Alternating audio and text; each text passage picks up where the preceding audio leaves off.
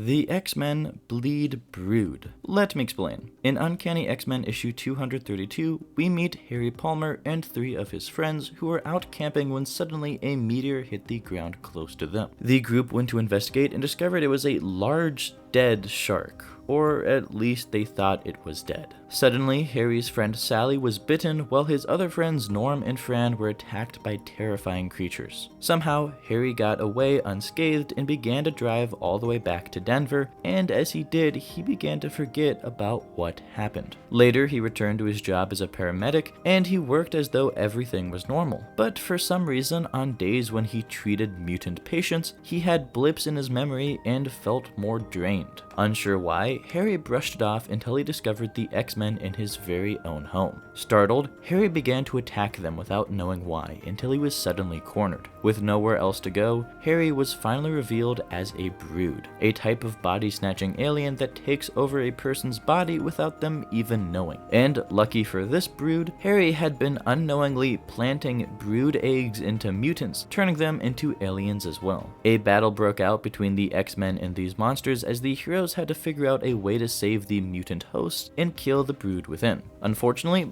this was impossible, as the X-Men were overpowered, with Rogue and Psylocke being brainwashed into switching sides, Storm and Colossus unable to non-lethally take down their opponents, and Wolverine being implanted with a Brood egg. Sadly, the X-Men were left no choice, and began to kill their fellow mutants one by one for the good of the world, with the final showdown taking place in front of a religious gathering. Here, the pastor came up to Wolverine upon seeing he was hurt, but in that moment, Wolverine turned. The pastor began preaching to the heaven above to expel this demon, and just as he ended, Wolverine's healing factor actually did expel the Brood from his system, allowing him to take down and kill the final Brood, ending Harry Palmer's life.